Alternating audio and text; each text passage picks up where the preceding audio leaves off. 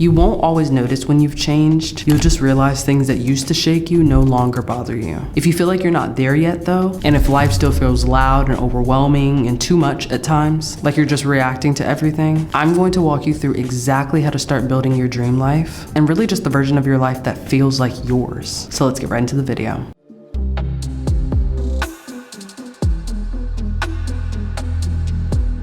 Don't think I forgot, I interrupt you to let you know the winner of the Flexispot giveaway. I told you a couple weeks ago to enter with 3 steps by following Tro Vibes and Party One on Instagram, subscribing to Party of One podcast on YouTube, and commenting 2 friends that might also need a new desk. So, drumroll please.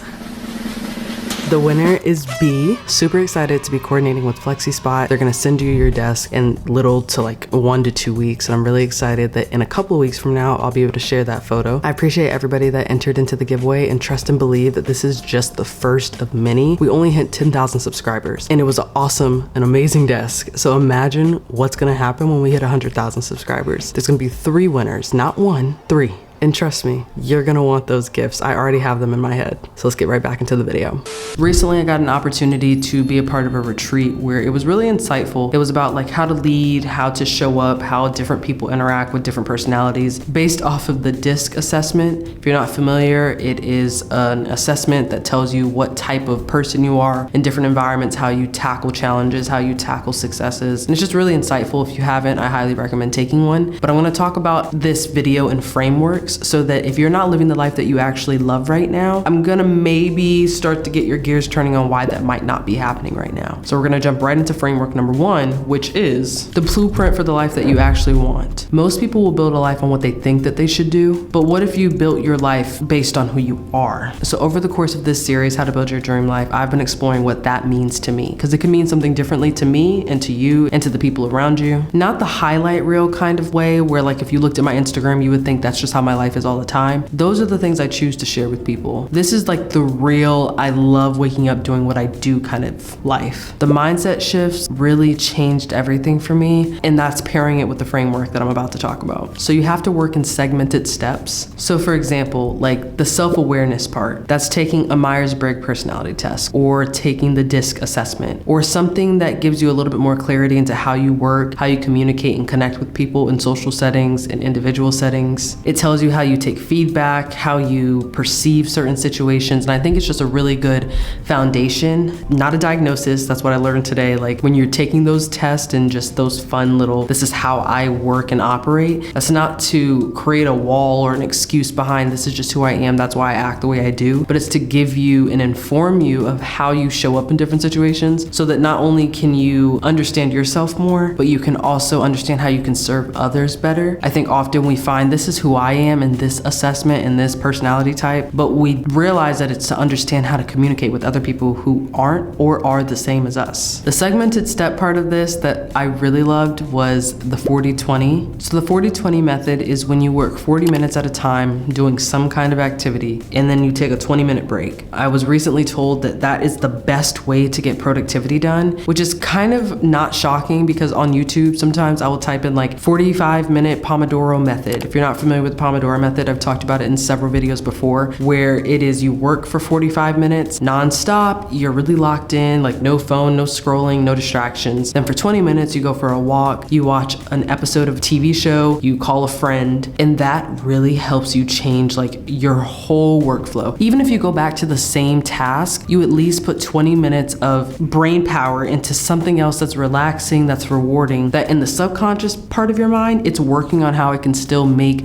the thing that you'll eventually come back to better. And then that led me into the next method, which was the 5-5-5 method. Communication and growth really thrive in this method. So if this is something where you're struggling in communication or you're not really sure if you're growing right, this will help you get there. So the 5-5-5 method is basically talking 5 minutes about the problem, 5 minutes asking clarifying questions about it, and then 5 minutes of people offering solutions. That way there can be as much efficiency as possible in that space that you're looking to grow in. So say, for example, you want to understand how to communicate with someone you have nothing in common with. All right, you're talking with your friends or your family or your coworkers coworkers, 5 minutes you're talking about, I do not connect with this person because we have different personality types, there's an age gap, I don't know, like this just isn't like my type of work. That's the problem. Great. 5 minutes asking clarifying questions. Is there anything in my work or is there anything in my life where I feel like I've heard them talk about or that I'm intrigued about that could be relative or related to my life? Is there something where I have seen them wear a specific piece of clothing, or they have something on their purse or on their, I don't know, Stanley Cup, and you're like, oh, that's a sticker from a show I like, that's a quote from a book I've read. That's how you start asking those questions. And then 5 minutes into those solutions of, all right, there's gonna come a time where we're at a retreat or we are working on a project together or we're at lunch, and I can ask like, hey, like I noticed I saw that sticker on your cup the other day. Are you a big fan of this show? Have you read this book series? Like, and sometimes it's just asking questions that you would want people to ask you. That's something that I've struggled with in social situations, is like, I can talk business all day long, but for me, learning and taking the DISC assessment, I'm very DC, which if you're not familiar, that's someone who's direct and they don't like a lot of fluff. They like to get straight to the point and they don't really care about how you got there. They just want to know how it's going to get done. And there's a lot more context to it, but I'm just shortening it for the purpose of this video, which is why I love making videos on structure and process and focus and productivity, because that is the life and the kind of personality type that I have that I want to live. So for you, I would encourage, first of all, taking a DISC assessment, even if you just do it for fun. That will help you understand your working style, so that when you're like, why is it taking me 3 days to do like 30 minutes of work? It might just be because you like more process, or you like less order and structure and more spontaneity. Like, it could be something related to that, not that anything is wrong with you. You just need to figure out how you work best.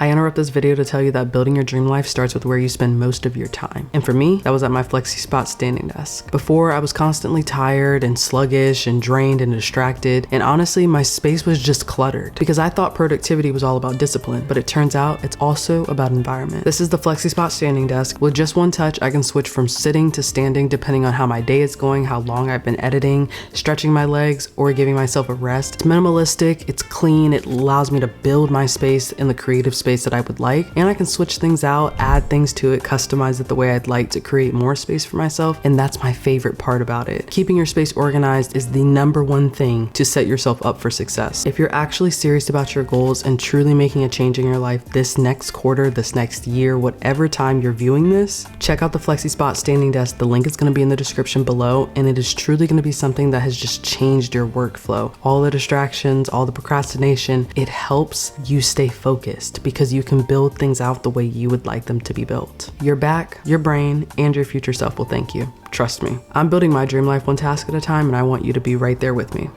So if you know it'll take you 3 days and you only have a day to do it, find out ways where you can truly like lock in and understand, like, do I work better under a reward? Do I work better doing something before I do the hard thing? And I think that's what helps you grow individually. But I think this is important in leading to change and like embracing the newer and better part of you, because I don't think you can ever reach your dream life if you're not honest with yourself. And I had to take a really good long look in the mirror for me. Like, there have been moments in my life with work, with personal, where I felt like I was wronged and like my character was diminished because people were talking on things that I didn't necessarily agree with at one point in my life. Then I grew up and I realized it's really not important what they say or don't say about me, because I have to be more concerned about what I'm saying about myself. And because I wasn't having more conversations with myself or more reflections, whether it be journaling, video diaries, talking with people, I can't know the difference between what's being said about me and what I'm saying about myself. So the thing I hear the most, I'll start to believe, which might be the thing that I'm hearing that I know isn't true towards my character. So for you, if you've ever been in a situation where you're like, why would they say this about me? Why are they like doing this, that? It doesn't really matter at the end of the day. You just have to figure out how you focus more on what you tell yourself, because at the end of the day, if what they're saying about you is bothering you, it's because you believe it, even a percentage. And that was a hard truth I had to swallow. I don't want to believe things that I don't believe about my character, but because I'm not spending time with myself,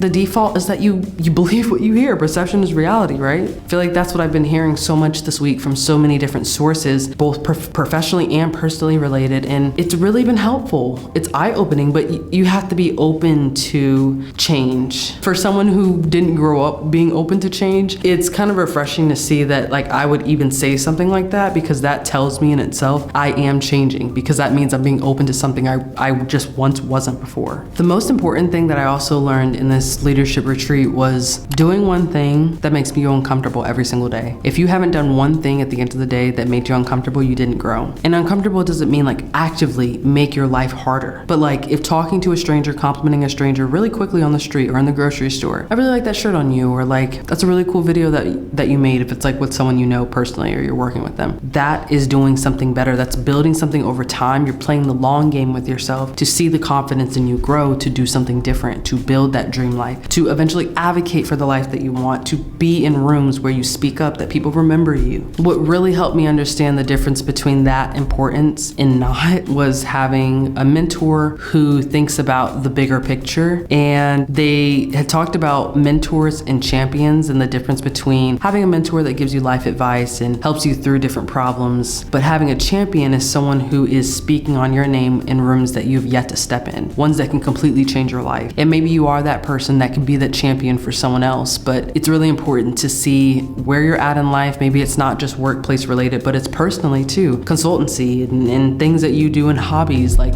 where are the champions in your life, and starting to ask yourself, okay, I need to understand how I can be this version of myself, but I also need to be open to learning around me, because maybe then I can find myself being in those champion spaces eventually. And that typically can come from building your personal board of directors. So personal board of directors are basically people who you have a big decision, maybe they're little decisions, but they help inform your decision making throughout life. For me, I can count them all on my finger, and they have been through various parts of life, and they can really help me make a really good decision. But at the end of the day, I have to live with that decision. So think about that when you are trying to build that dream life. That's going to be the difference between you yesterday and you today. Understanding that there are going to be people who help me inform those decisions. If they're not living a piece of the life I love, whether it be financial, faith-filled, whatever the case is, don't take that advice. Because at the end of the day, you have to still live with that decision. And the last thing I'll say for the purpose of this video, but do let me know if you want a part 2 to this and breaking things down a little bit more. Find time to be still. I feel like quite often we're all on go mode and we all want to do the next big thing. We don't take enough time to just like be still and understand what's happening in our lives, and that we're living in an answered prayer. If you do nothing more, find moments where you can truly reflect on where you're headed in life, where you want to go, what legacy you want to leave, how you want people to perceive you, and the way that you've showed up in their lives, so that it can just overall create a better quality of life for you. And that's something that I hadn't been thinking about for a while. Like, it was very individual focused, and it's not to say anything's wrong with that, but it's important to think about the people around you, because it really does take a village, and you become a better quality